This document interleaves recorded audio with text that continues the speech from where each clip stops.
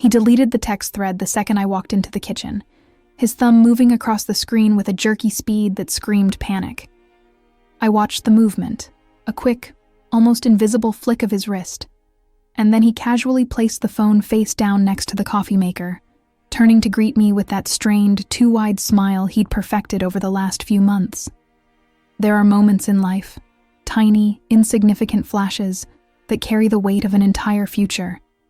That precise second, watching Robert erase evidence right in front of me, was the quiet tremor before the earthquake.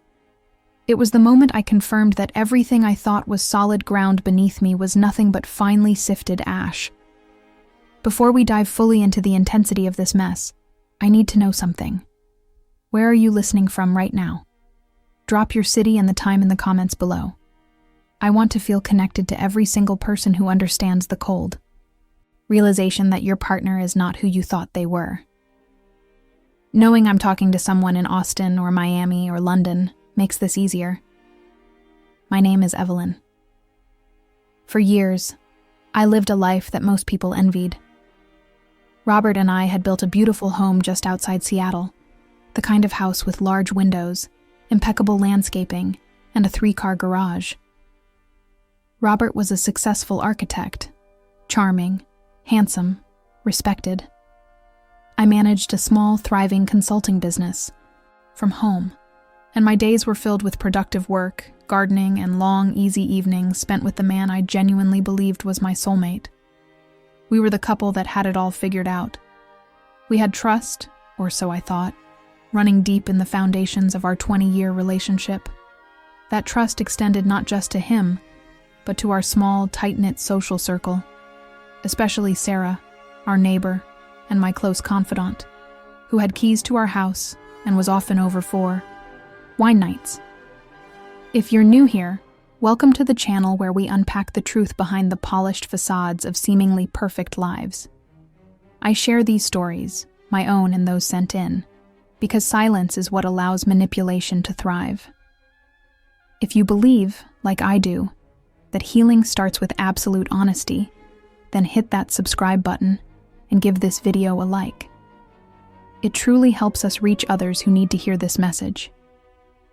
Our daily routine was a balm. Robert would leave early. I'd be at my desk by 8, and we'd reconnect promptly at 7 for dinner. There was no need for constant checking in, no possessive anxiety. Our relationship was built on the assumption of unwavering loyalty.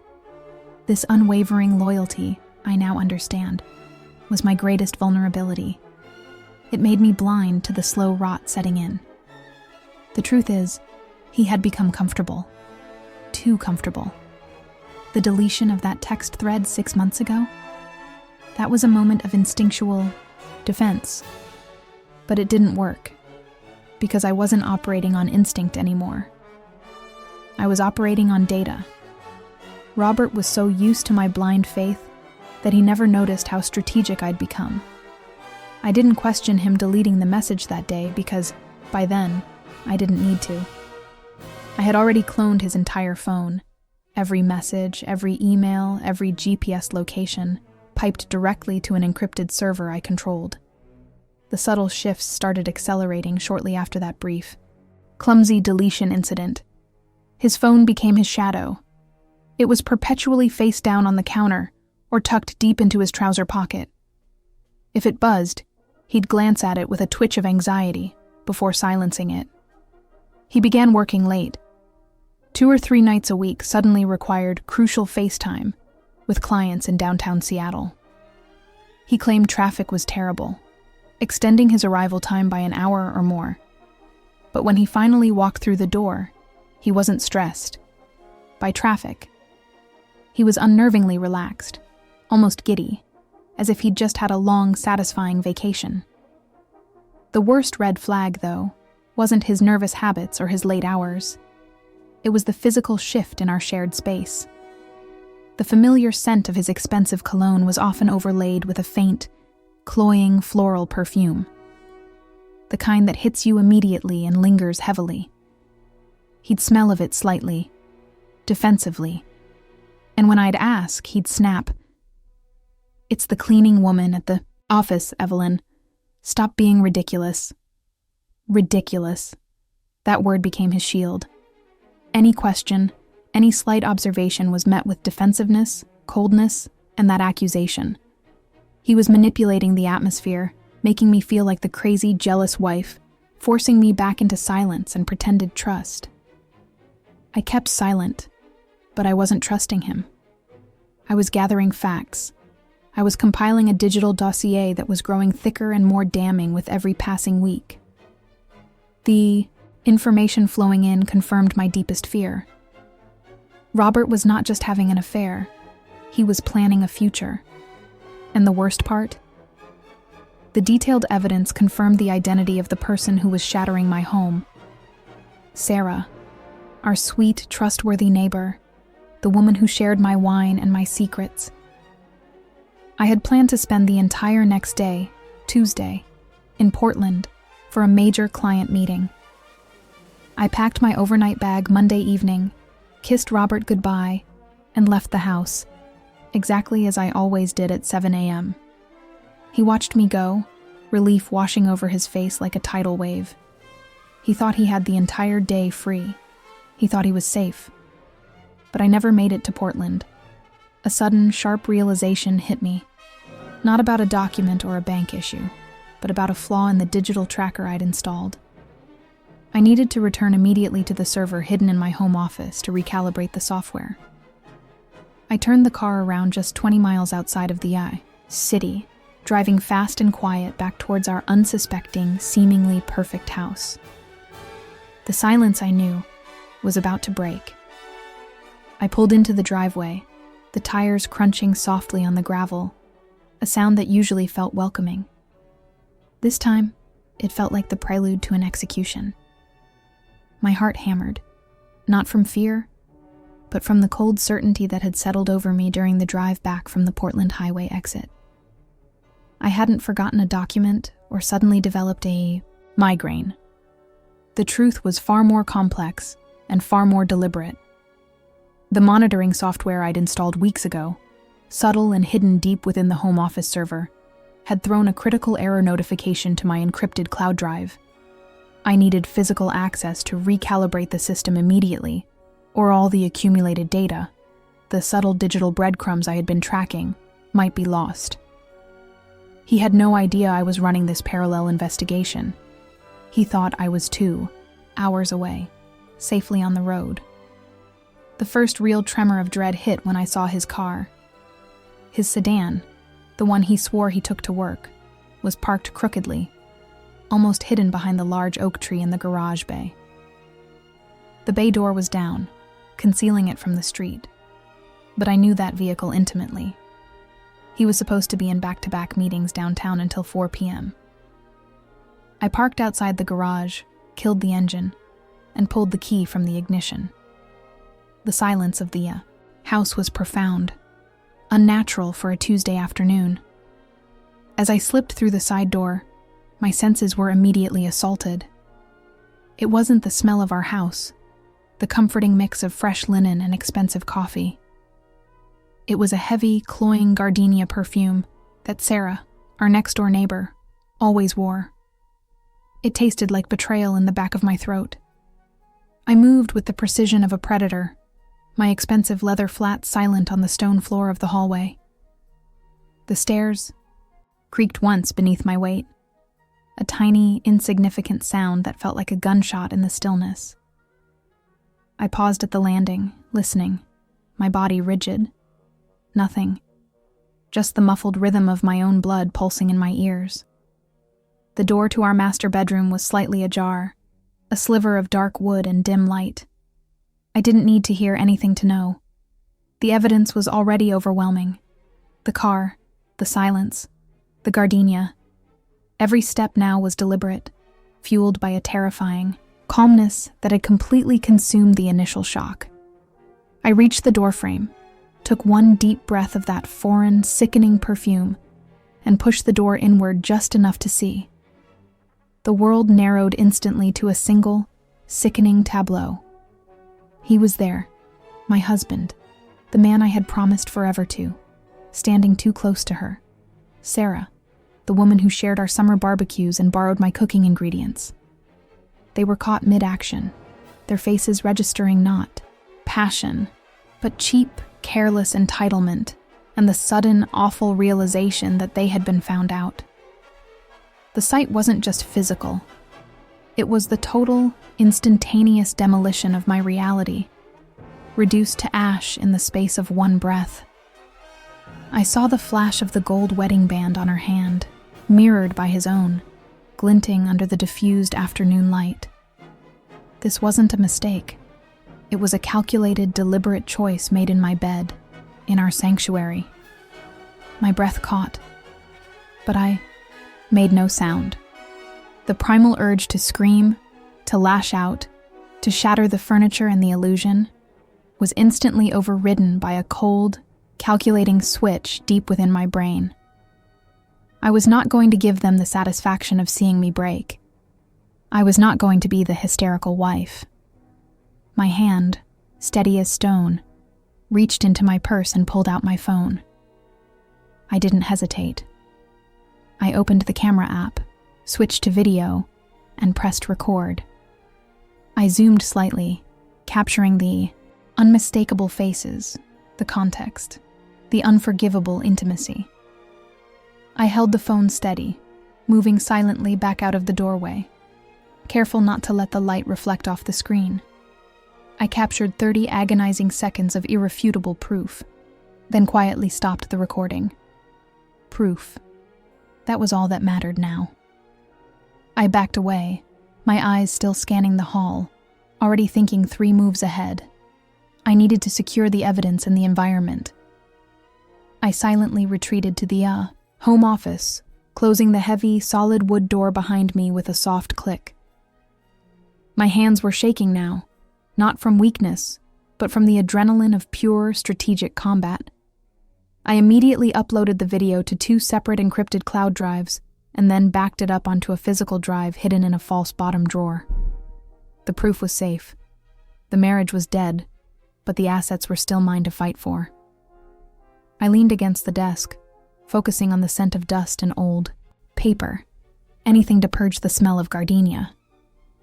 My legal mind was already constructing the divorce petition, but first, the collateral damage had to be addressed.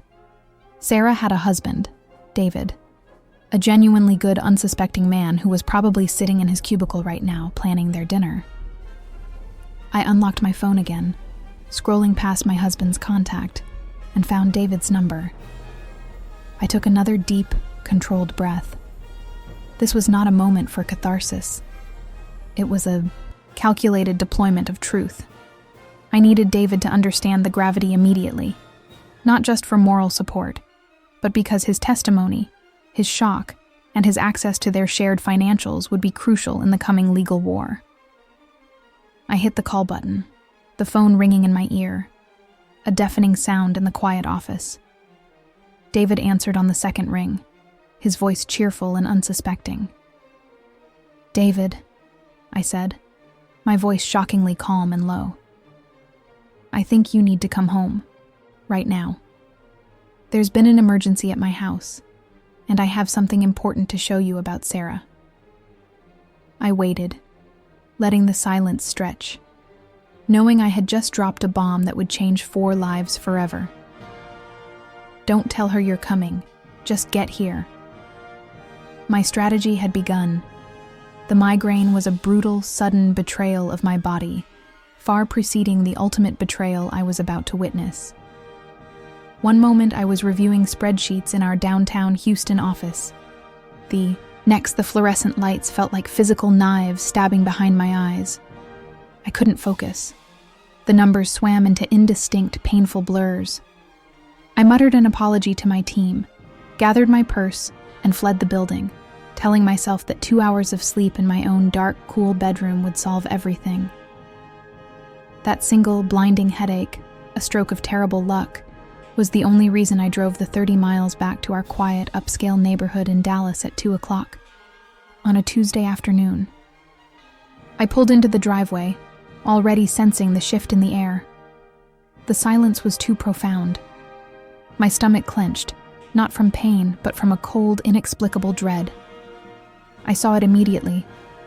David's dark gray sedan, the one he insisted on driving only for important client meetings, was parked sloppily in the garage spot usually reserved for my SUV. He should have been in Fort Worth until 5.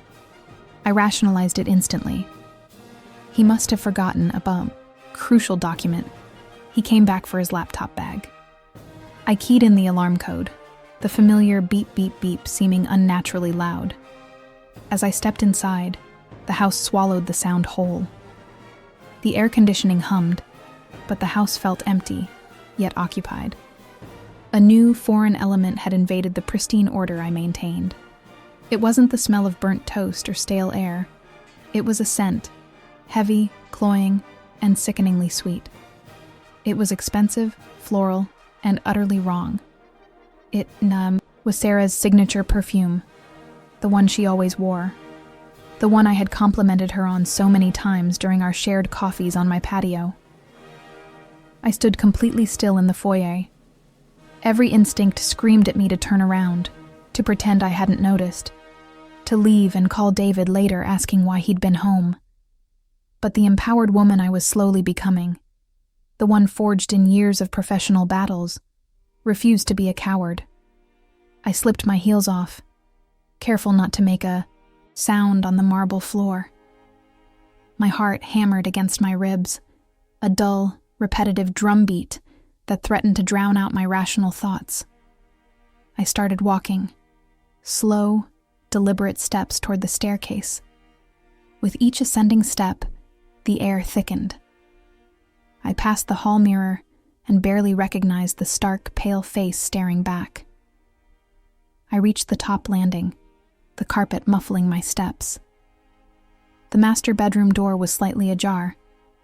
David was always meticulous about privacy, always locking the door when he changed, or even when he just took a call. This openness was the final, devastating confirmation. I pushed the door inward, just an inch. The sight wasn't a sudden explosion of noise or violence, but a silent, still life tableau of destruction. Sunlight streamed through the tall windows, illuminating the dust motes dancing lazily above the scene.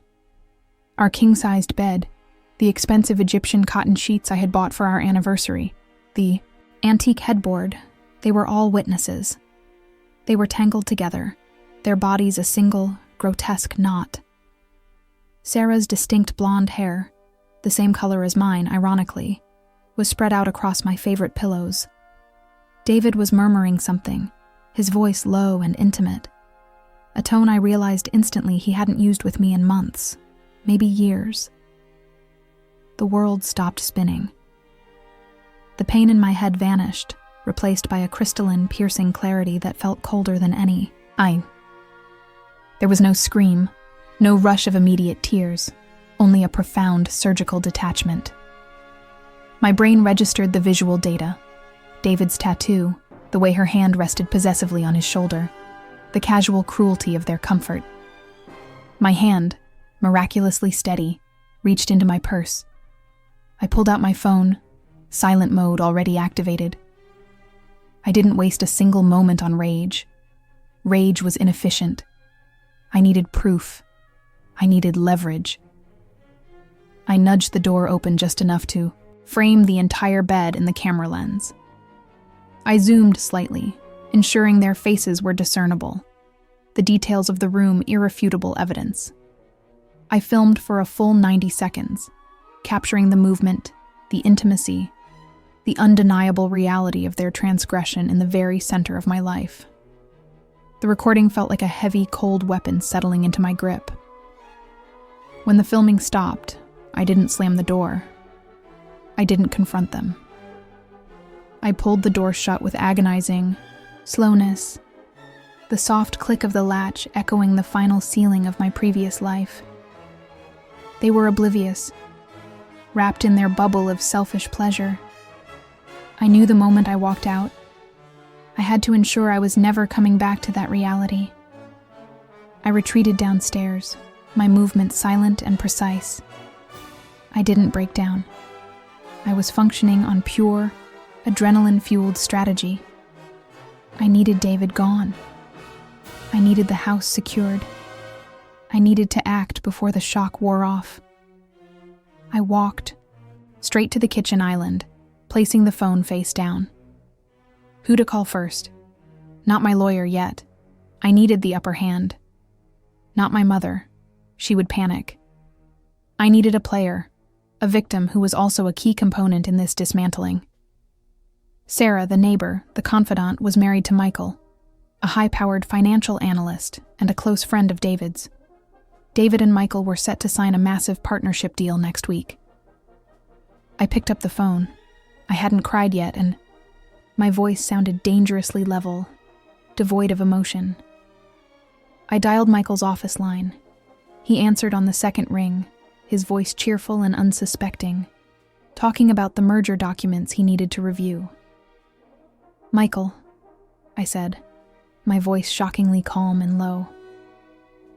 "I think you need to come home right now. There's been an emergency at my house, and I have something important to show you about Sarah."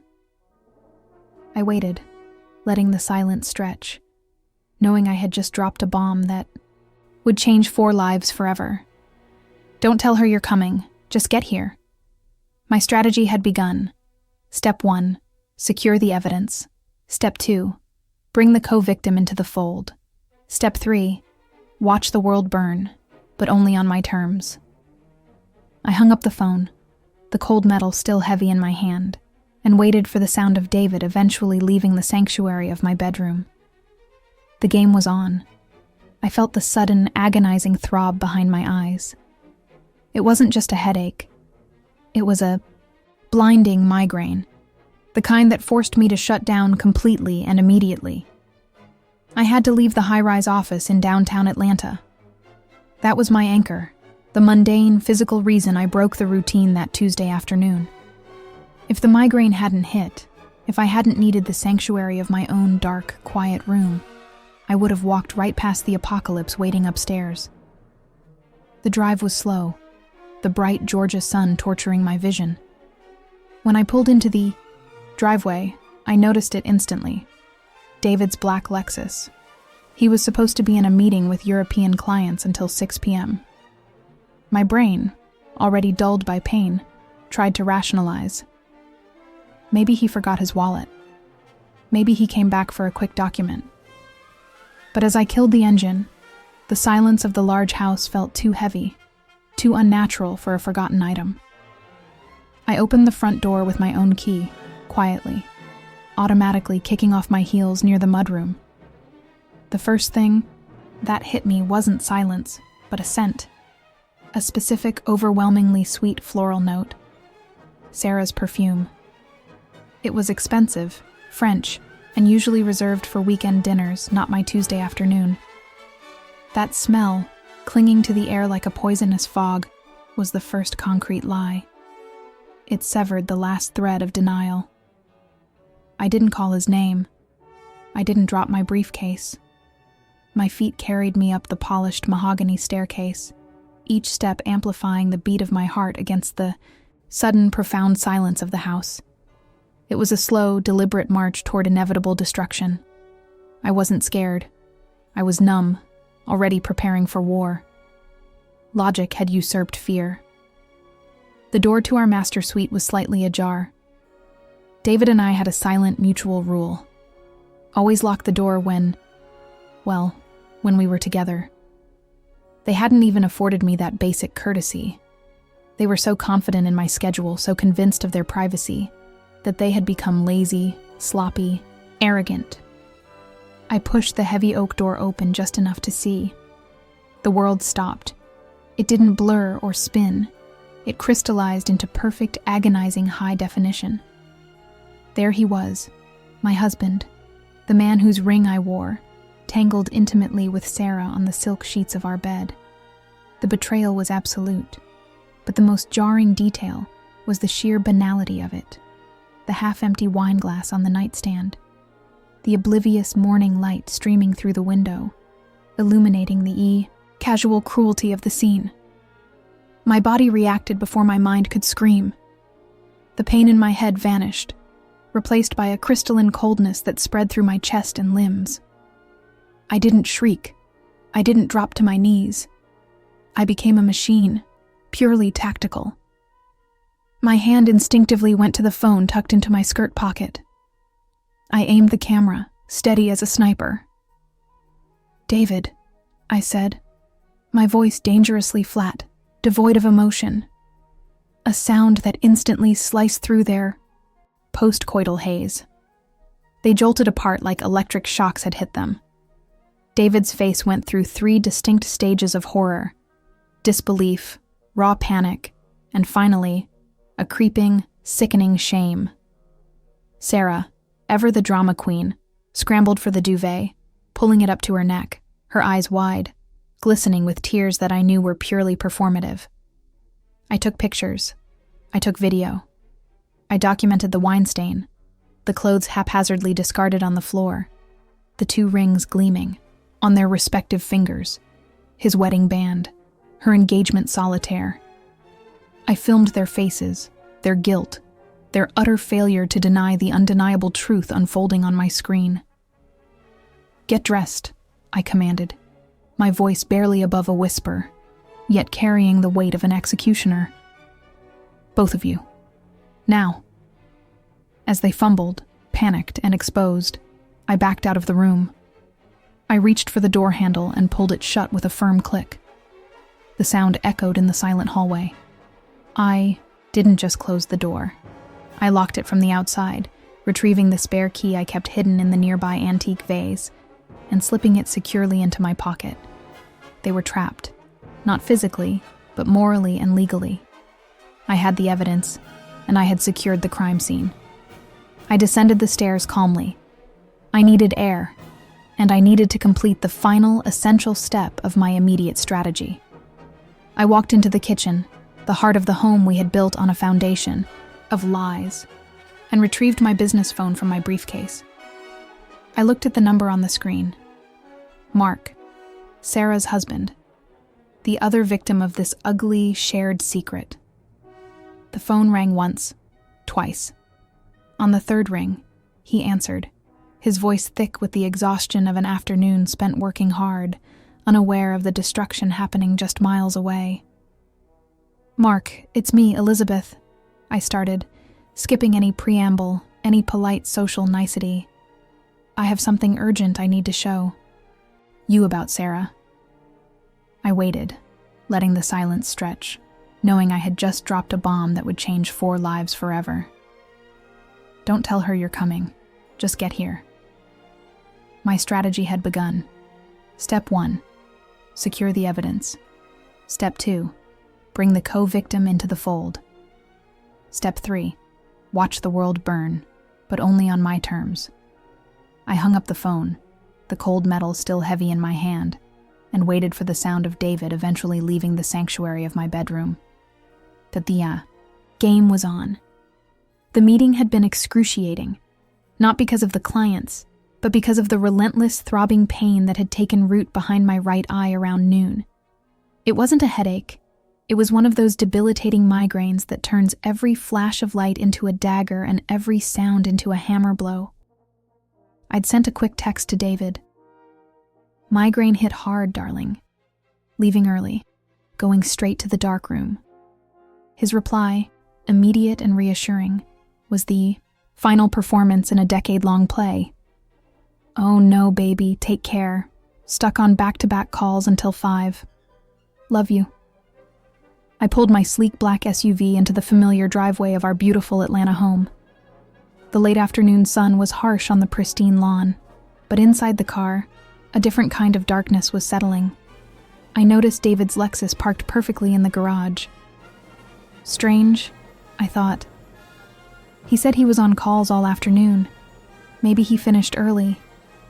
That was the first prick of unease, quickly rationalized away by the fog of pain. I opened the front door quietly. The silence inside was immediate and heavy.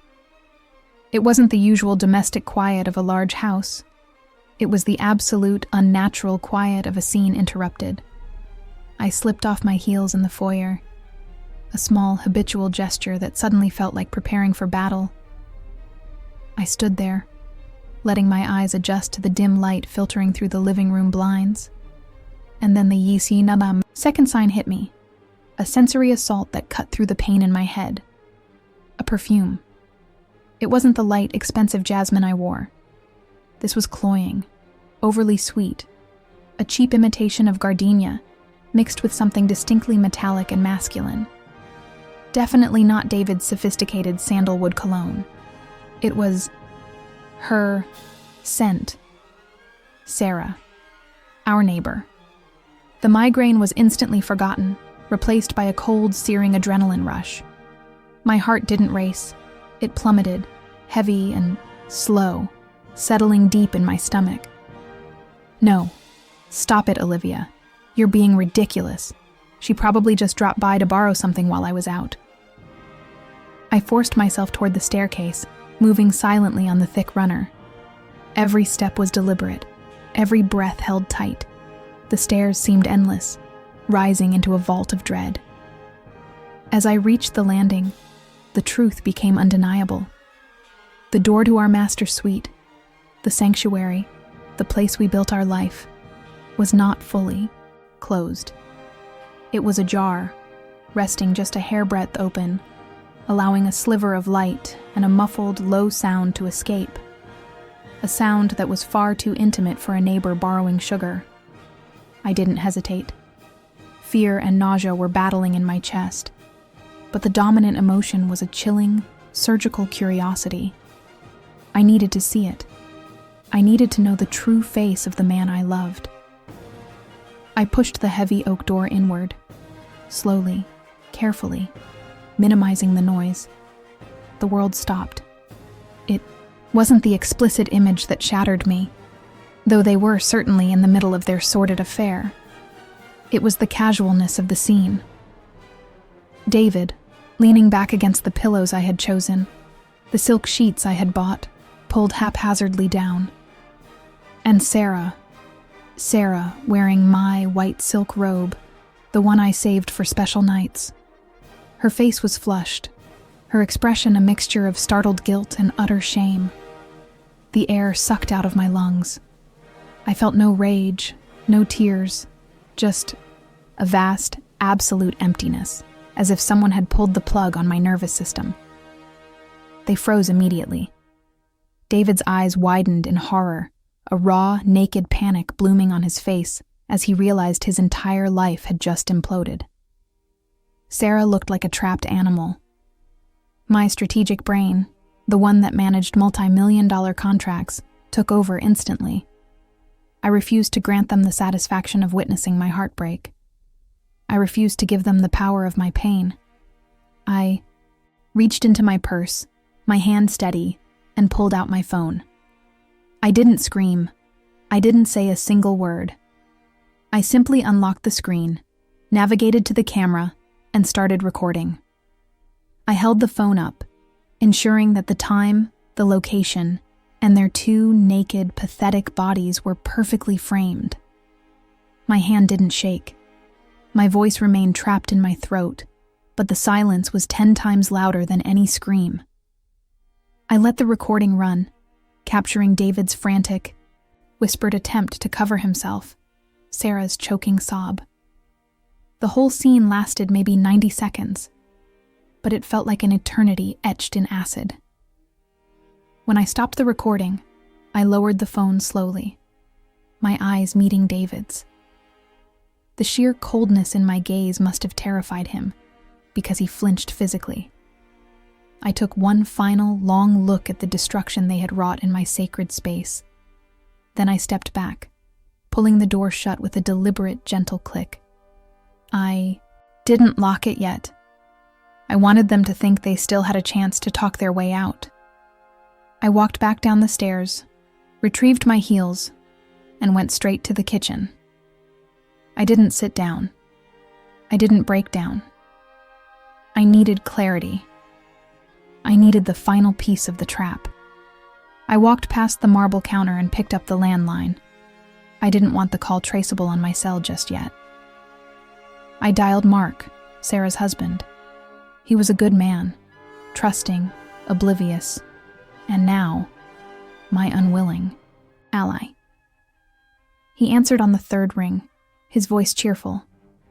"Hey, Olivia, everything okay? Thought you were tied up today." My voice, when it came out, was measured, low, and utterly devoid of emotion.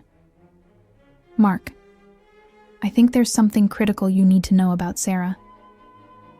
I waited, letting the silence stretch, knowing I had just dropped a bomb that would change 4 lives forever.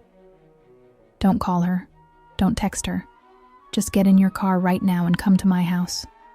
Quietly. I'll explain when you get here." My strategy had begun. Step 1, secure the evidence. Step 2, bring the co-victim into the fold. Step 3, watch the world burn, but only on my terms. I hung up the phone, the cold plastic still heavy in my hand, and waited for the sound of David eventually leaving the sanctuary of my bedroom. The game was on. My stomach had been churning since noon. It wasn't the stress of the quarterly reports, nor the tough negotiation I'd just wrapped up downtown in Chicago. It was a dull, thumping ache behind my eyes that escalated into a blinding migraine, the kind that demanded immediate darkness and silence. I'd told my assistant to cancel the rest of my day, grabbed my purse, and drove the 45 minutes back to our house in the suburbs of Naperville, intending only to collapse in bed and emerge 12 hours later. That was my logical, legitimate excuse for disrupting the perfect, predictable Tuesday afternoon. When I pulled into the sweeping driveway, however, a small, jarring detail snagged my attention. David's Lexus was already parked in the 3-car garage. It was unusual. He rarely took long lunches, and certainly never came home early unless he was flying out of O'Hare later that evening, but I knew his flight wasn't until Wednesday.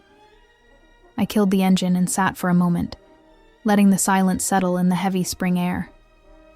Maybe he forgot something, I reasoned, already, feeling the sharp edge of suspicion cutting through the fog of my headache. I used my key, deliberately avoiding the garage entrance, and stepped into the grand foyer. The house was silent, too quiet for David to be working in his home office, which usually echoed with the clatter of keyboards or low phone calls. I dropped my briefcase by the console table and paused. That was when I smelled it. It wasn't David's standard, crisp cologne, which smelled like mountain air and expensive soap. This scent was thicker, sweeter, almost syrupy, like cheap gardenias and vanilla musk. It was a scent I recognized instantly, sickeningly, because it always clung lightly to Veronica, our neighbor and my supposed closest friend. My migraine vanished, replaced by an arctic surge of adrenaline. I moved silently, my expensive Italian leather heels making no sound on the polished Brazilian cherry wood floor. I didn't call out his name. Instinct, cold and brutal, told me not to warn them. I walked past the kitchen, past the living room, and ascended the central staircase, my hand barely grazing the wrought iron railing. Each step was a countdown. The gardenia smell grew stronger with every foot I gained, leading me like a vile trail of breadcrumbs toward the master suite. The door to our bedroom, the sanctuary where we had promised forever, was not fully closed. A sliver of light escaped the jamb, illuminating the carpet outside. I stopped breathing. I could hear a low, rhythmic sound. Not talking, not music, but something animal, muffled by the heavy oak door. I didn't knock. I didn't hesitate. I simply pushed the door inward, just enough to see. The world tilted, but I did not fall. There was David, my husband of 13 years, the man who swore fidelity on our wedding day, standing exactly where he shouldn't be, with exactly the person he shouldn't be with. Veronica, the woman whose children I babysat, whose husband I considered a trusted friend, was there too. They weren't hiding under the covers. They were exposed, brazen, bathed in the afternoon sun pouring through the west-facing windows. The scene was not shocking in its physicality. My mind barely registered the specific configuration of their bodies, but in its profound, devastating intimacy. It was the look on David's face that annihilated me, a slack, selfish pleasure that I hadn't seen directed at me in years. And Veronica, with her eyes closed, her hand resting against his cheek, looking utterly complacent in the heart of my home, wearing the scent I had just identified. A single metallic taste bloomed on my tongue, the taste of betrayal. The shock didn't manifest as a scream or a flood of tears. It hit me like a massive, icy wave, freezing every muscle and emotion. I was suddenly, unnaturally calm. My mind, usually prone to anxiety, became a high-functioning machine. Do not react. Do not cry. Do not give them the power of your pain. In the fraction of a second before David opened his eyes and registered my presence in the doorway, I had already formulated the entire strategy. My hand slid into my purse, retrieving my cell phone. The camera app was open before my brain consciously commanded the action. I kept the door aperture narrow, framing the scene perfectly, silently. I didn't need video. I needed undeniable, time-stamped photographic evidence. Click, click, click. The sound of the shutter on silent mode was imperceptible, but David suddenly sensed the disruption in the air. His eyes snapped open and focused on the sliver of me visible in the doorway. His face went from smug arousal to horror in a flash. I gave them no opportunity to speak, to lie, or to cover up. I didn't wait for David to leap up or for Veronica to shriek. I slowly, deliberately pulled the door back toward me, closing it with a soft, final thunk. The movement was slow, theatrical, and utterly terrifying in its quietness. I stood there for a beat, letting them stew in the realization that I knew everything, and yet I had said nothing. Then I turned the brass knob and locked the door from the outside, quietly clicking the deadbolt into place. I walked back downstairs, my strategy solidifying with every step. I was still shaking, but it was the tremor of suppressed power, not weakness. I went straight to the kitchen, poured myself a glass of water, my hands steady, surprisingly, and sat at the island counter. Step 1 was complete, evidence secured. Step 2 was initiating the fallout. I pulled out my phone again, scrolled past David's contact, and found Michael's number, Veronica's husband. Michael, the man who had helped David fix our gutters last weekend, the man who had grilled burgers for our kids just 3 days ago. He deserved to know, but only on my terms, giving him zero time to react emotionally or foolishly. I dialed his number. He answered on the second ring, his voice cheerful, oblivious. "Hey, Sarah. Everything okay?" I took a deep breath, letting the icy resolve temper my tone. "Michael, I need you to listen to me very carefully, and you cannot interrupt. What I am about to tell you will change everything you believe about Veronica and David." I dropped the bomb that would change 4 lives forever. "Don't call her. Don't text her. Just get in your car right now and come to my house, quietly. I'll explain when you get here." My strategy had begun. Step 1, secure the evidence. Step 2, bring the co-victim into the fold. Step 3, watch the world burn, but only on my terms. I hung up the phone, the cold plastic still heavy in my hand, and waited for the sound of David eventually leaving the sanctuary of my bedroom. The game was on. They were locked in my room, physically and figuratively trapped in their consequences. I had all the time in the world. My head was pounding. The kind of migraine that claws at your eyes and makes the office lights feel like needles. I had told my team in Manhattan that I was taking the rest of the day off, needing the cool, dark silence of our suburban home in Stamford, Connecticut. It wasn't planned. It was pure, agonizing biological necessity. That was the only reason I drove the 45 minutes back from the city at 1 p.m. instead of 6 p.m. This unpredictable illness, the sheer inconvenience of it, was the only thing that saved me. I pulled into the long, winding driveway of our meticulously kept colonial house. David's black Mercedes, the one he usually took to his law firm downtown, was parked neatly in the garage. That was the first prick of unease. He almost never came home before 5, unless he was traveling or had a major emergency. I dismissed it instantly. Client meeting canceled. Needed to work, from the home office. My mind offered excuses like a loyal servant, desperate to maintain the illusion of order. But as I opened the front door, the silence was too thick, too complete for midday. The air conditioning was humming its usual steady rhythm, but there was no sound from his downstairs study, no distant clatter of keys, no sound of his favorite jazz filtering from the speakers. I dropped my briefcase on the marble floor. The sound echoed, jarringly loud. Then, the scent hit me. Not David's usual crisp sandalwood aftershave, but a strong, cloying floral note. Jasmine and cheap vanilla. It wasn't my perfume. Mine was subtle, citrusy.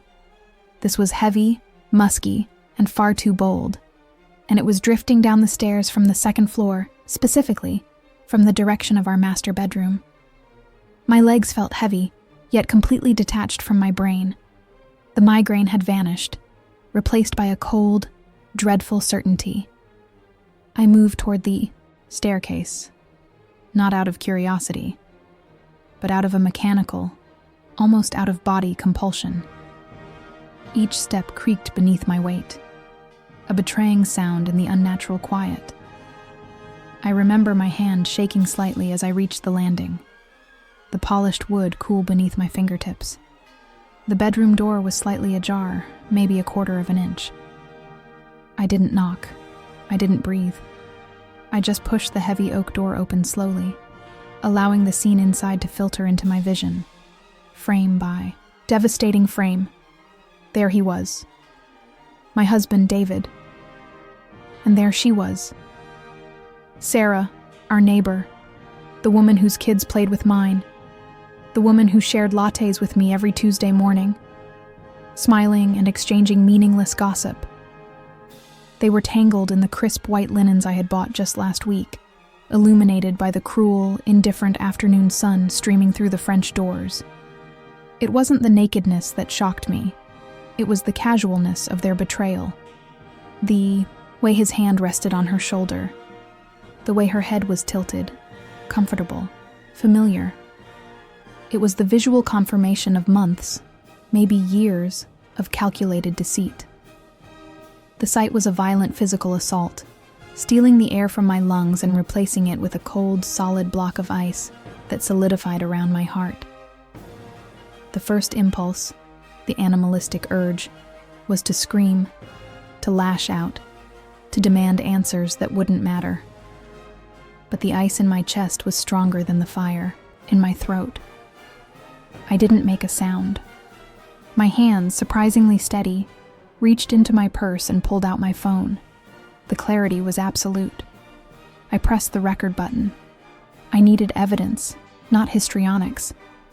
They hadn't noticed me yet, lost in their selfish, suffocating bubble. I stood there, a silent sentinel, recording the image of the man who promised forever, and the woman who pretended to be my friend. Every second felt like a lifetime of calculated deception being captured, forever on my screen. I let it run for maybe 60 seconds, securing undeniable, time-stamped proof.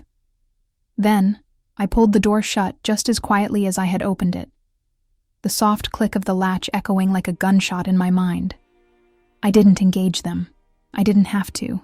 The confrontation could wait until I had all the leverage. I backed away from the door, my heart hammering against my ribs, a furious, desperate drum solo. I crept down the stairs, retrieved my briefcase, and walked straight to the kitchen, pretending the house was empty, pretending the scent of cheap jasmine wasn't polluting my sanctuary. I walked past the pantry, past the granite countertops we chose together, and into the downstairs powder room. I locked myself in. My priority was not emotional catharsis. It was legal strategy. I pulled out my phone again, scrolled past David's contact, and found Michael's number.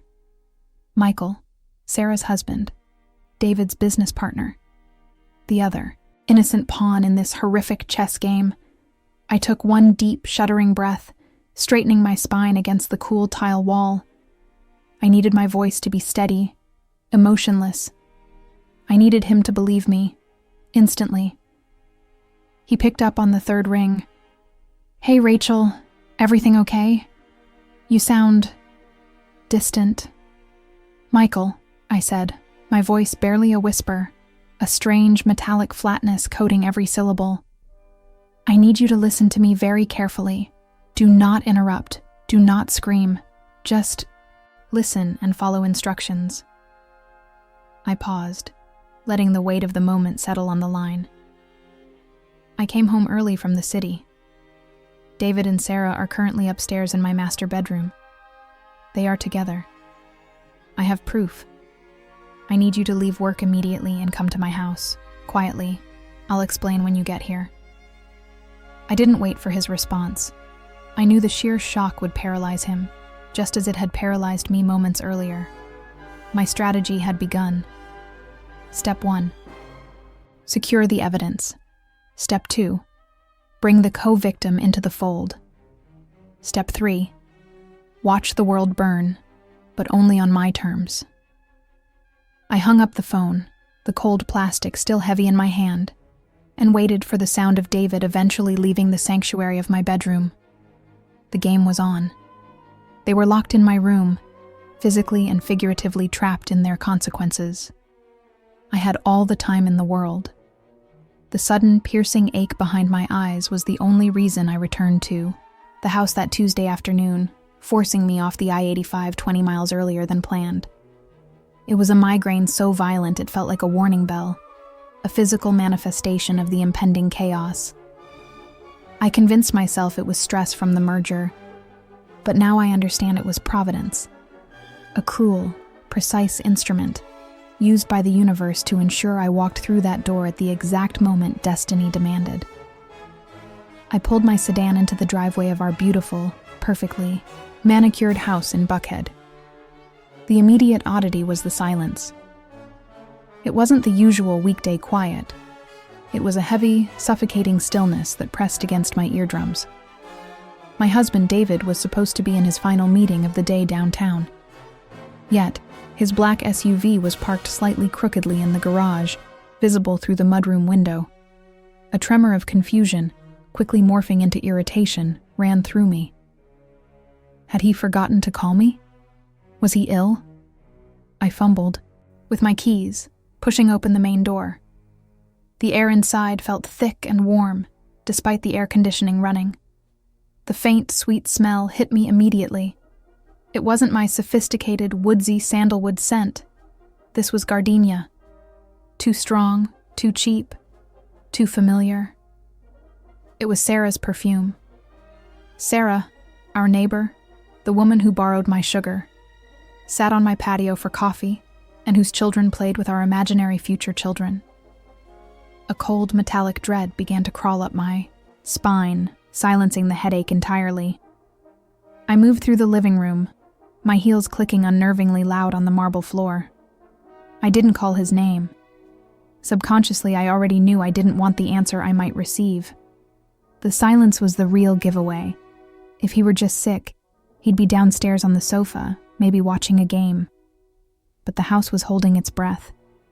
Every step I took toward the staircase felt like walking through molasses. My mind was racing, trying to construct a benign scenario. Sarah dropped off a document. David helped her with a flat tire. She needed to use the powder room. Liar. My gut knew the truth before my eyes confirmed it. I reached the top of the stairs, the landing bathed in afternoon light filtering through the sheer curtains. The door to our master bedroom, usually slightly ajar during the day, was pulled almost completely shut. I paused, resting my hand on the polished wood. For a split second, I considered turning around, driving away, and pretending this moment never happened. But the warrior inside me, the woman who built a career on facing the brutal facts, rejected the cowardice. I needed to see the wound to know how deep the cut was. I pushed the door open, not dramatically, but deliberately, slowly, allowing the scene to unfold without haste. The sight was sickeningly ordinary, yet catastrophic. David was there, where he belonged, in my bed, but he was tangled up with Sarah.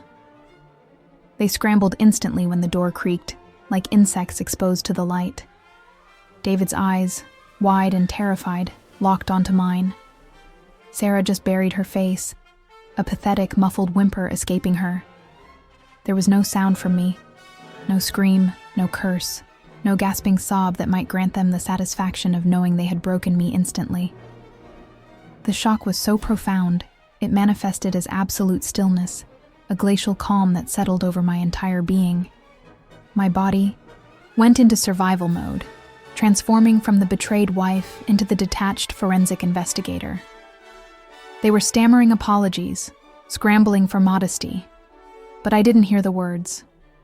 I saw the cheap perfume, the rumpled sheets, the utter violation of the space we had built. And in that moment, I knew rage was a luxury I couldn't afford. Rage makes mistakes. I needed precision. I needed evidence. I didn't move my eyes from David's face, which had cycled through terror, shame, and was settling on a defensive posture. Slowly, deliberately, I raised my phone. The blue light of the screen reflected in his eyes. "Say nothing," I instructed, my voice flat, devoid of emotion, the tone I usually reserved for aggressive board meetings. "You two will remain exactly where you are." I navigated the camera app and began recording. I didn't need detail. I needed undeniable context. I filmed the room, the clothes scattered on the floor, Sarah's distinctive cardigan, and then focused back on their terrified faces. The recording was silent, but the proof was deafening. This was not a moment of passion. This was the clinical documentation of their betrayal. When I finished the recording, I didn't delete it. I didn't upload it. I backed out of the room, keeping my eyes fixed on David until the door was almost closed. Then, with a slow, grinding finality, I reached for the deadbolt. Click, clack. The sound of the lock. Engaging was the sweetest sound I had ever heard. It wasn't just physical security. It was the sealing of their fate. They were trapped inside the results of their actions. I stood in the hallway for only 3 seconds, allowing the implication of the locked door to sink in for them. And for me. Then, I walked back down the stairs, leaving the sickening gardenia scent behind me. My hands were steady. My headache was gone. I walked straight to the kitchen counter, picked up my handbag, and pulled out my other phone, the one I use strictly for business contacts. Mark deserved to know. Mark, Sarah's devoted, unsuspecting husband, who had just helped David hang those new patio string lights last Saturday. I found his number under Neighbors and pressed call. My voice, when I spoke, was measured and dangerously calm. "Mark," I said into the receiver, ignoring the rising volume of shouting and frantic knocking coming from my locked bedroom upstairs. "I apologize for calling you at work, but I need you to meet me at your house in 10 minutes. I have something critically important to show you. Something about Sarah and David." I didn't wait for his response. I disconnected the line, slipped the phone back into my bag, and walked out the door. The initial shock had been processed, metabolized, and converted into pure, focused strategy. Step 1, secure the evidence. Step 2, bring the co-victim into the fold. Step 3, watch their world burn, but only on my terms. The game was on. They were locked in my room, physically and figuratively trapped in their consequences. I had all the time in the world. The pressure had hit my head like a hammer blow right after lunch. I was supposed to be gone until late, finalizing the contracts that would define the next decade of my career. But the blinding migraine, the kind that cancels reality and demands darkness, was insistent. I remember telling my assistant, Brenda, that I needed the signed physical document from the home safe. Now, I simply couldn't trust an electronic copy for this, and that I was immediately going home to take the medication and crash before catching my flight later that night. It was the only logical reason I would ever abandon a day that profitable, and it was the perfect cover for what was about to unfold. I pulled the sleek black Mercedes into the driveway of our beautiful suburban home in Greenwich, Connecticut, the house we had built together, brick by expensive brick, planning every detail, from the imported Italian marble in the foyer to the expansive windows overlooking the golf course. Immediately, the first red flag snapped in my face. David's dark sedan was parked crookedly, almost hastily, blocking the third garage bay. Odd. He was supposedly working remotely on a massive client presentation today, but he usually parked with military precision. I chalked it up to stress. The stress I was convinced we both shared equally as high-achieving partners. The house was too quiet. The silence was heavy, suffocating. Usually, I'd hear the muted sound of his smooth jazz playlist floating down from the third-floor office, or the clatter of him making his afternoon espresso. I stepped inside, shrugging off my tailored blazer, the sudden chill of the air conditioning hitting me, and then I smelled it. It wasn't the clean, subtle scent of our home, the expensive sandalwood diffuser I always used. It was heavy, cloying, completely foreign, a cheap, overly sweet floral fragrance. A scent I knew intimately, a scent I despised but tolerated because it belonged to Sarah. My heart began to beat a frantic rhythm against my ribs, not yet in panic, but in pure, clinical dread.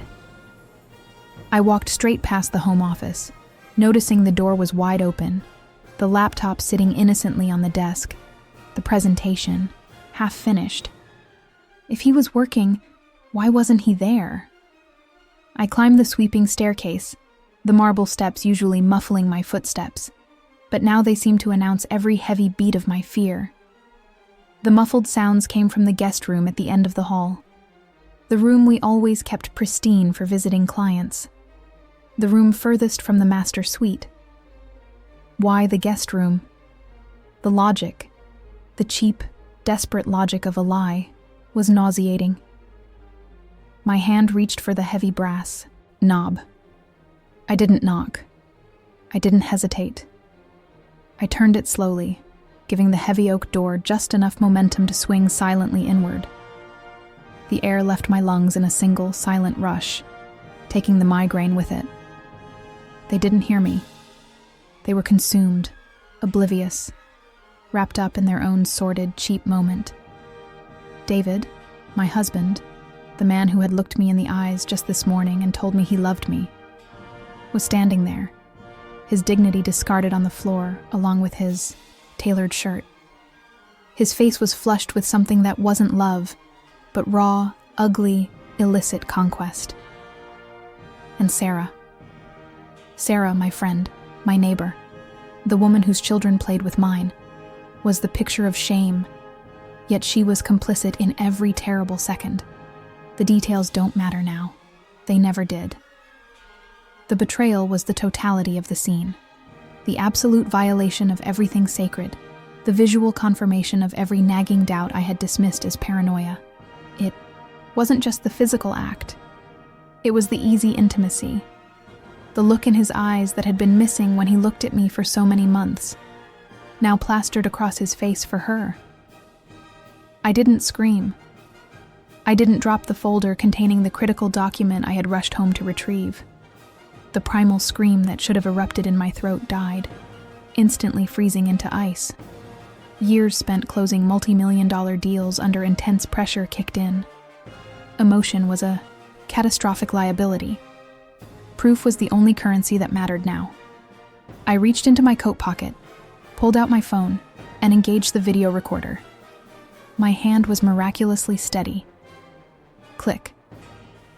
I framed the shot perfectly, capturing the whole miserable display, capturing their shocked, guilt-ridden faces the moment David finally glanced up and saw me standing there, framed in the doorway, the quiet observer. His mouth opened, forming a silent O of horror. Sarah just froze, pulling a sheet up to her chest, her eyes wide with terror, not remorse.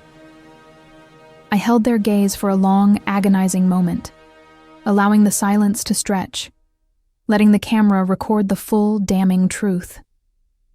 Then, without uttering a single, wasted word, I took a deliberate step back, pulling the heavy oak door shut with a definitive, bone-jarring thud. The lock clicked. Twice. I didn't just lock them in, I locked the consequence in. Muffled shouting and frantic banging erupted behind the door. But I was already walking away, descending the stairs, the sound fading into a manageable roar. The migraine was completely gone, replaced by a clarity so sharp it felt like a surgical blade. I went straight to the kitchen island. I had the video, I had them physically contained, and now I needed the final piece of the puzzle. Sarah's husband, Mark. Mark. Poor, clueless Mark. They had been married for 2 decades, their lives inexorably intertwined with ours. I pulled up his contact, my fingers moving without hesitation. It was time for him to see the truth, time for him to join the fold. I took a deep breath, the cheap floral perfume still stinging my nostrils, but I focused on the task. This wasn't revenge fueled by blind rage. This was justice driven by cold, calculated strategy. I pressed the call button. When Mark answered, his voice cheerful and completely oblivious, I cut straight to the point, bypassing the pleasantries.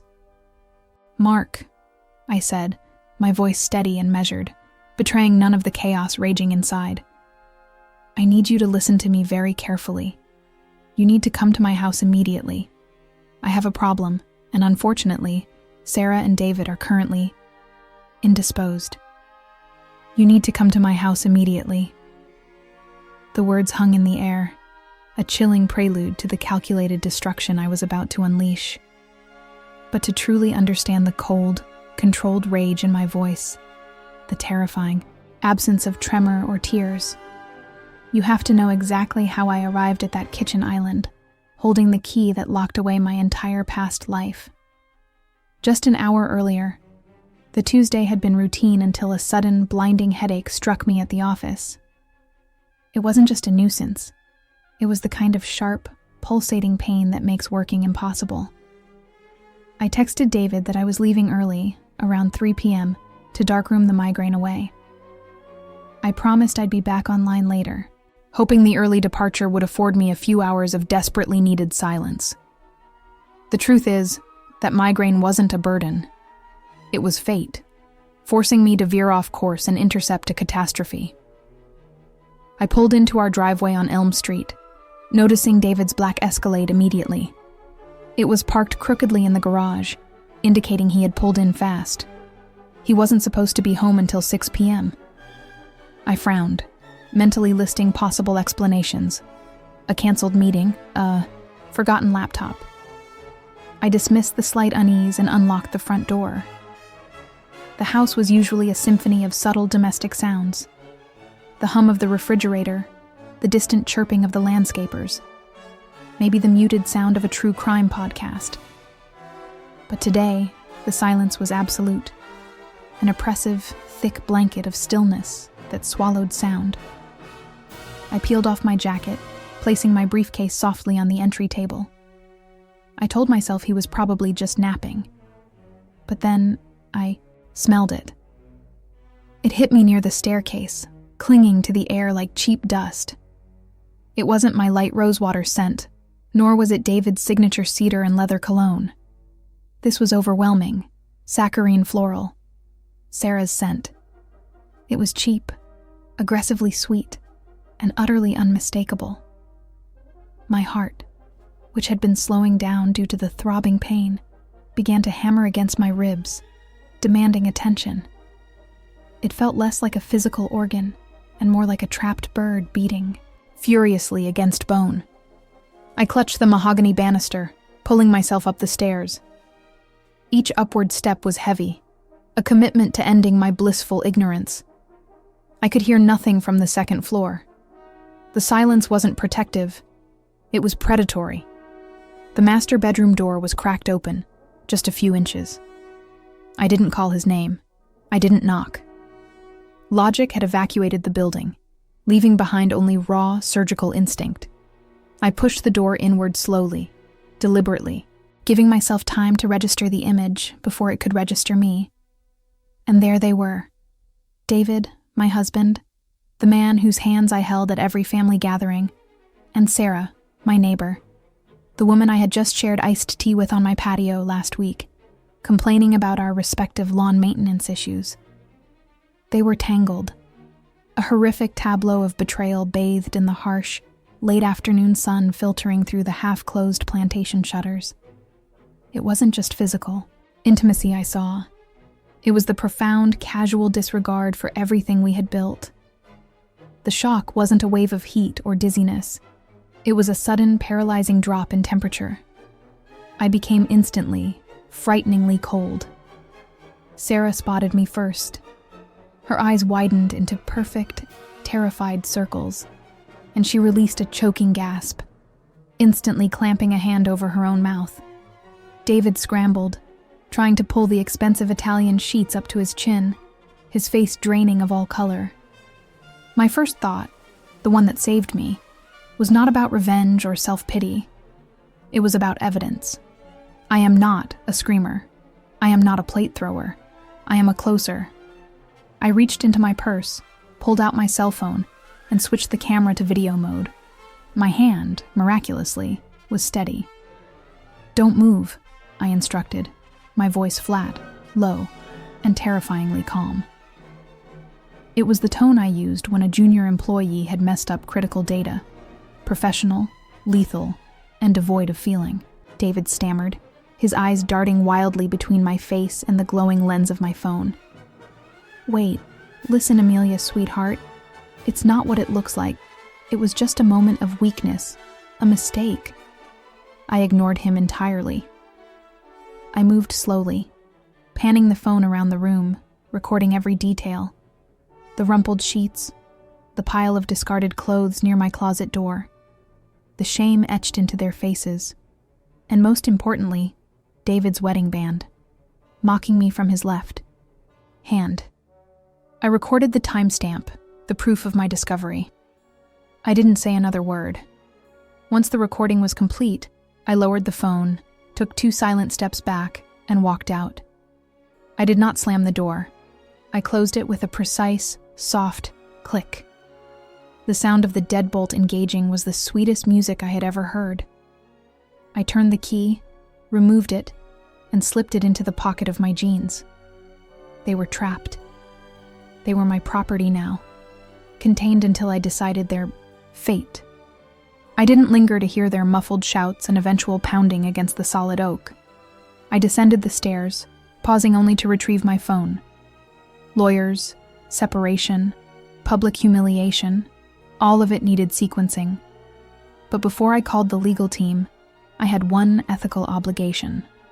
Mark, Sarah's husband, deserved to be informed by someone sane, not by a hysterical wreck or a guilty spouse. He deserved to know the truth before I unleashed the formal firestorm. I sat, down at the kitchen island, placing the bedroom key next to my phone like a captured trophy. I pressed the call button. When Mark answered, his voice cheerful and completely oblivious, I cut straight to the point, bypassing the pleasantries. I had gathered the proof, secured the scene, and now it was time for the alliance. "Mark," I said, my voice steady and measured, betraying none of the chaos raging inside. "I need you to listen to me very carefully. You need to come to my house immediately. I have a problem, and unfortunately, Sarah and David are currently indisposed. I was supposed to be across town, finalizing the contract for the new expansion project in downtown Dallas. But that morning, a searing pain had lodged itself behind my right eye, the kind that signals a Category 5 migraine. I couldn't see straight, let alone negotiate a multi-million-dollar deal. I texted my assistant, apologized profusely, and decided the only safe place was the cool, dark sanctuary of our master bedroom. I simply needed 2 hours of total darkness and silence. I pulled into the driveway, instantly noticing a detail that snagged the edge of my consciousness. David's black SUV was parked haphazardly near the curb. Odd, I thought.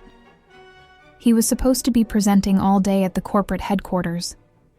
I dismissed it quickly. Maybe he forgot his laptop or needed a quick lunch before heading back out.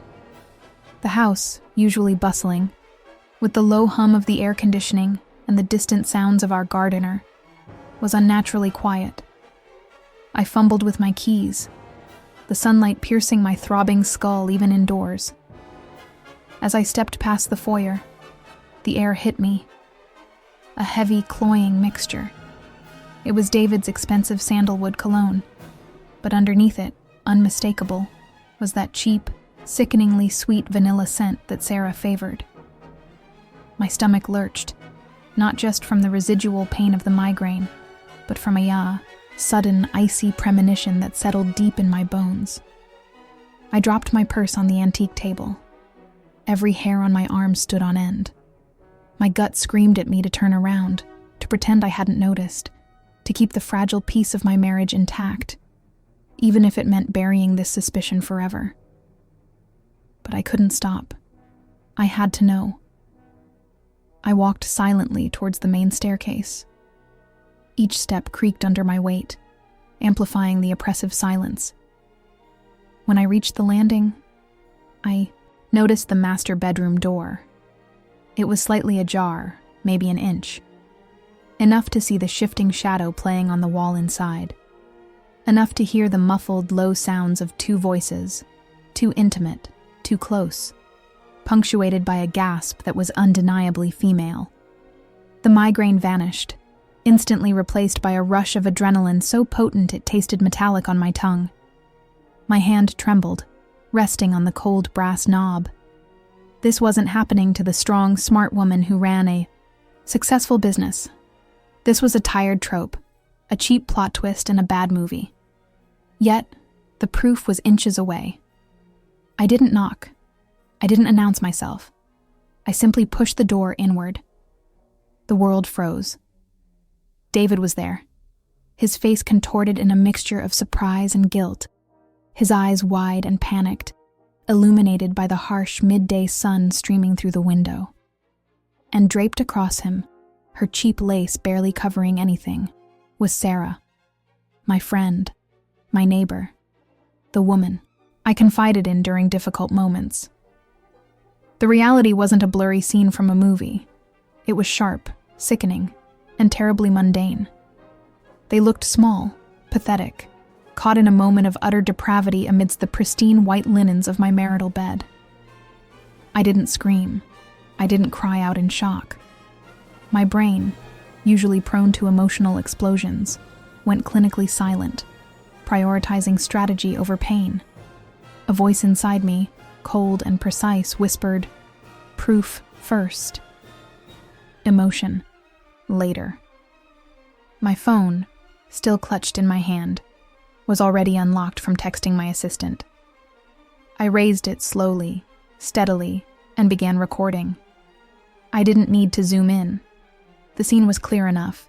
The entanglement, the look of utter horror on Sarah's face as she realized I had caught them, the shame written plainly across David's chest. Sarah scrambled, trying to cover herself with a throw blanket, shouting David's name in a frantic whisper, begging me to look away. David just stared, paralyzed, his mouth hanging open like a dying fish. I recorded for 10 long seconds, documenting their shame, their betrayal, their guilt. Then, without saying a word, I backed out, pulling the heavy oak door shut with a decisive thud. I heard Sarah whisper screaming on the other side. I found the key, which was always kept hidden in the nearby vase, and turned it in the lock. They were trapped inside their little prison of guilt.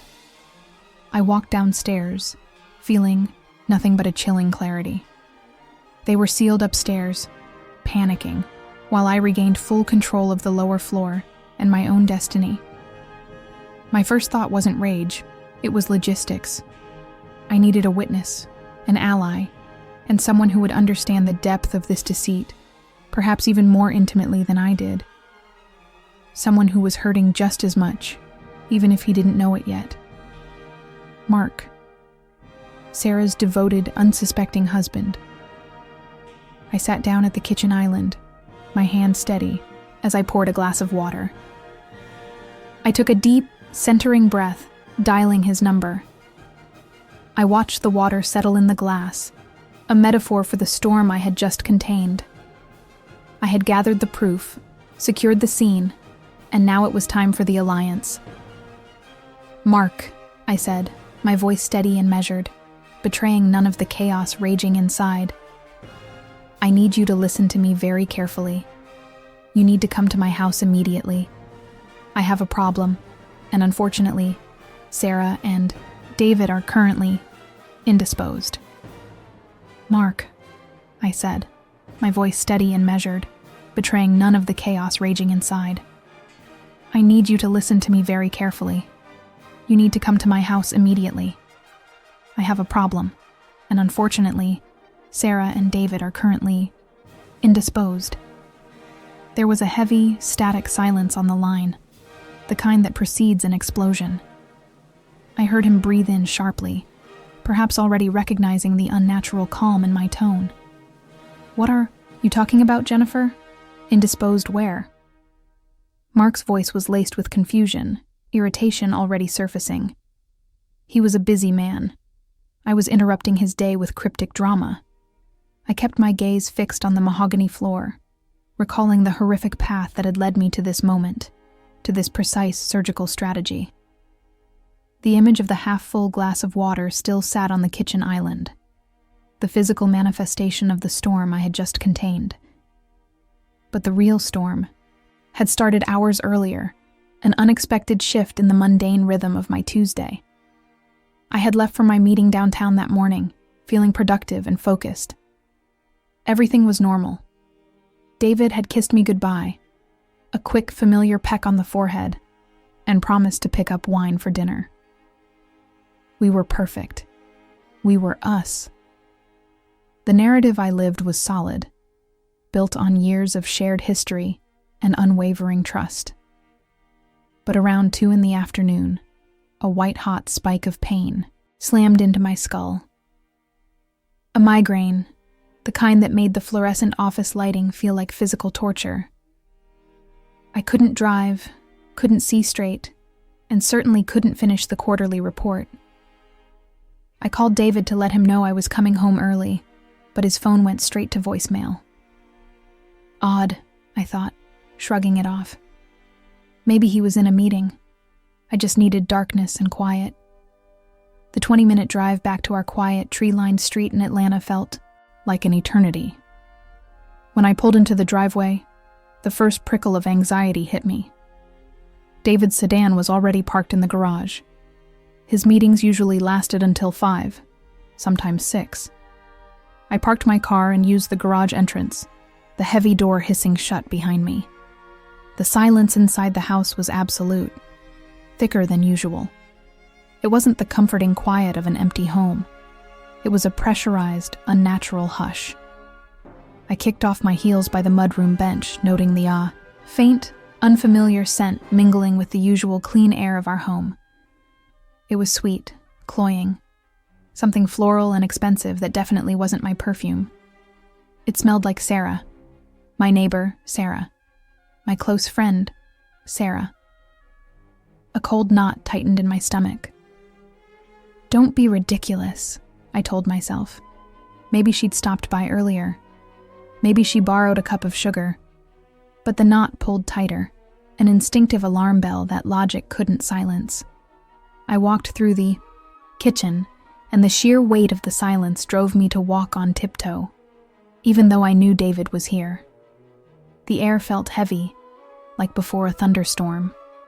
I started up the main staircase, the Persian runner muffling my steps. Halfway up, I saw it, a small, dark leather shoe, kicked carelessly beneath the railing. It wasn't mine. It wasn't David's. It was exactly the size and style Sarah always wore. The migraine vanished, replaced by a crystalline focus, a terrifying clarity. My heart began to pound, not with fear, but with a horrifying metallic certainty. I reached the landing. The master bedroom door was closed. I hesitated for maybe 5 seconds, 5 seconds where my entire life hung suspended, waiting for the inevitable drop. I didn't knock. I didn't announce myself. My hand reached out, cold and steady, and turned the brass knob. I pushed the heavy oak door inward, just enough to see. The room was bathed in the soft, diffused afternoon light, streaming through the blackout curtains, casting long, dusty shadows. Our room, my sanctuary. They were there.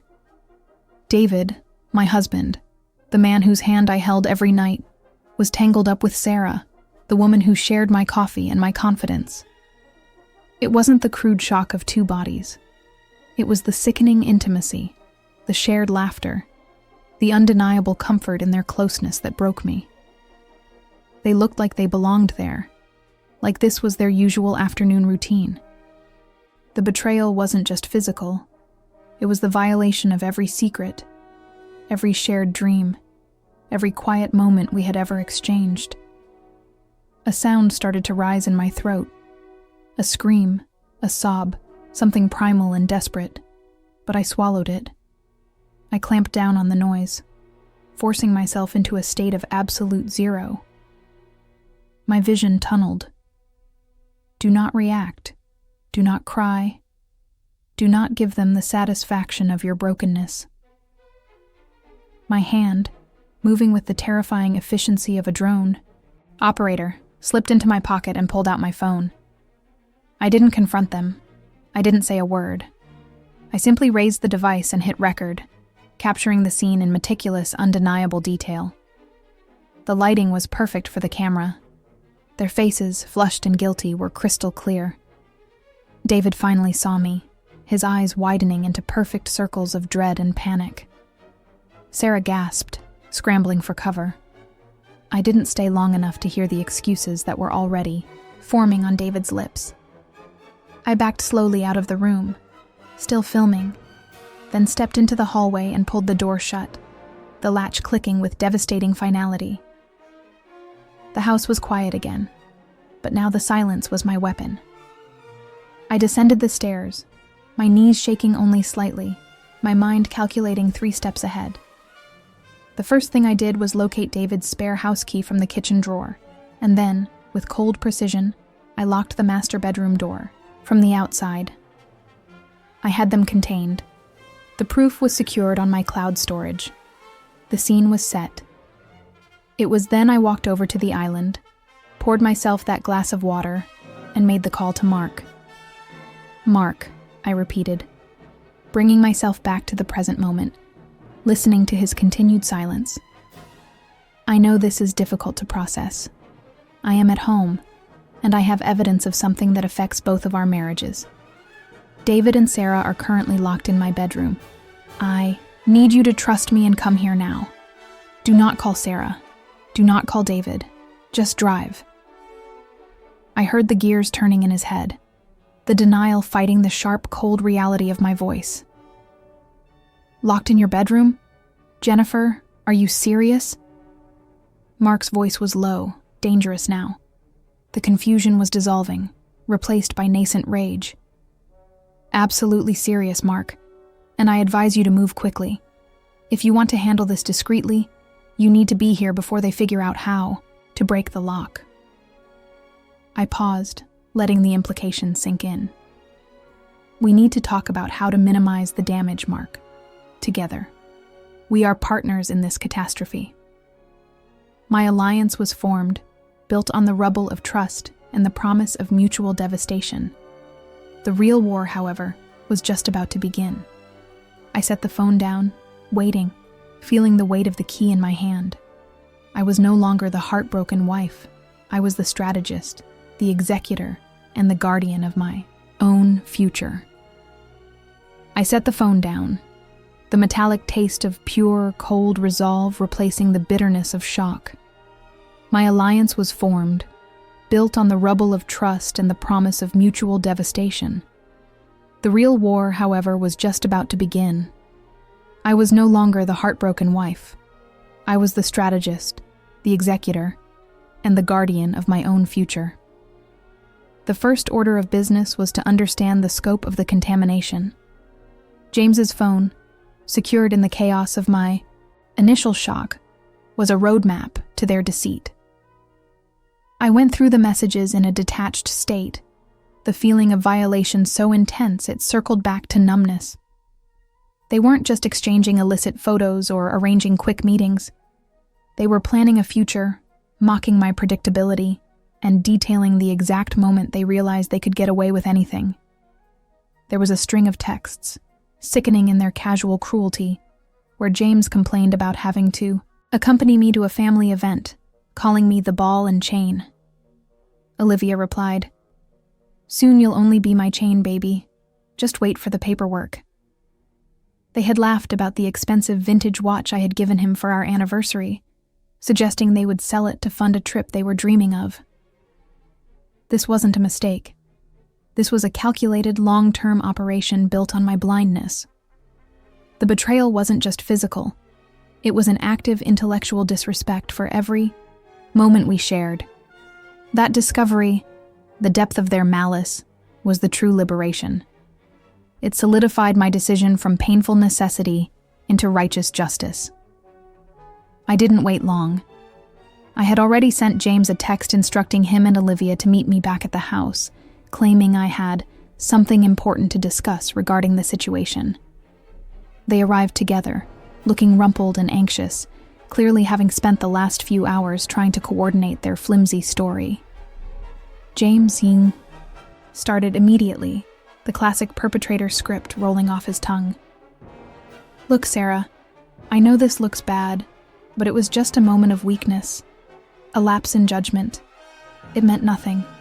You know I love you." Olivia, teary-eyed and dramatic, chimed in.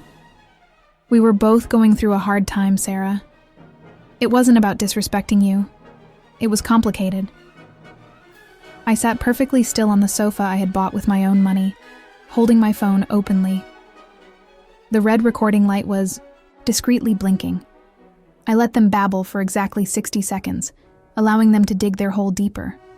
Then, I stopped them with a raised hand, a gesture of absolute authority. "I understand," I said, my voice calm, almost conversational. "A lapse in judgment. Complicated." I unlocked my phone and played the audio of them laughing about my anniversary gift. The sound filled the living room, loud and utterly damning. James's face went white. Olivia gasped, covering her mouth. "That wasn't a lapse, James," I continued, closing the phone. "That was planning, malice, and mockery. It meant everything." I switched tactics instantly, moving from accusation to execution. I called my attorney, Ms. Peterson, 5 hours ago. She has already filed the initial paperwork. Because you chose to bring the affair onto our shared property, and because I have documented proof of emotional duress and premeditation, the financial terms will be significantly weighted in my favor. And since you're here, Olivia, Mr. Mark Harrison, your husband, is fully aware of every detail and is also seeking legal separation, effective immediately. I stood up, walking toward the entryway, holding a new set of keys. "The locks were changed 45 minutes ago. You have 20 minutes to gather essentials, personal documents, clothing, and anything you can carry in a small suitcase. I have itemized lists of all assets, and nothing else is leaving this house. If I find any attempts to access shared accounts or remove property, I will include those details in the restraining order application." They were shattered. The realization that I was not crying, Not begging, but calculating their financial ruin was a shock they couldn't recover from. James tried to argue, pleading for a discussion, but I simply pointed to the door. The time for discussion is over. The time for consequences has begun. Watching them scramble for their belongings was the most satisfying moment of my adult life. James, humiliated, stuffing socks into a worn briefcase. Olivia, puffy-eyed, snatching toiletries from the bathroom, muttering threats that dissolved into pathetic whimpers. They walked out the door side by side, not as passionate lovers, but as two criminals caught and exposed, retreating into the anonymity of the night. I watched them drive away, their faces flickering past the porch light, and then I closed the door, the final solid click of the deadbolt, sounding like the definitive conclusion of that wretched chapter. The house was silent, clean, and suddenly mine again. 6 months later, the house was unrecognizable. I had demolished the wall between the kitchen and the living room, letting in light where James's gloom used to sit. I had invested in my passion, traveling to Santorini and Paris, places we had always put off because the time wasn't right. The rage had dissipated, not through forgiveness, but through sheer self-focus. James hadn't broken me. He had simply paved the way for the woman I was meant to become, fierce, independent, and undeniably centered. I was enjoying lunch at a popular downtown cafe, discussing a new investment opportunity with a colleague, when I saw them. They were standing across the street, waiting for the light to change. James looked older, his shoulders slumped, wearing clothes that seemed a size too small. Olivia was beside him, looking distinctly less vibrant than she did when she was stealing moments in my home. She wasn't holding his hand. They stood apart, tense and silent. They looked like two people desperately clinging to a future that had already failed to materialize. Then, James looked up. He saw me. The shock on his face was immediate, followed by a rush of guilt and panic. He quickly pulled Olivia's arm, trying to hurry her across the street before the light changed. I didn't flinch. I didn't feel a spike of anger or a pang of sadness. I felt nothing. Absolutely nothing. I simply continued my conversation, taking a slow sip of my iced tea. They were not villains or monsters. They were irrelevant. They were an old piece of furniture I had finally thrown out, and their presence held no emotional weight. That moment of pure indifference, that was the proof of my cure. To the incredible women listening to this story, write, "Now, if you take one thing away from my painful journey, let it be this. Your worth is not tied to the fidelity of a partner. Betrayal is a reflection of their character, not a measure of your inadequacy. When they try to minimize the damage, stand firm, strategize. Don't beg for respect you already own. Demand justice for the peace you deserve. You are the CEO of your own life, and sometimes the best business decision is cutting dead weight immediately and ruthlessly. Now, I want to hear from you. You've listened to my journey from devastation to triumph, and I know so many of you are navigating your own difficult paths. Tell me, where are you listening from right now? Comment your city and the time. If this story gave you the strength to take the next step, hit the like button and subscribe to the channel. We have so many more truths to unpack together, and I want you to be here for every single one.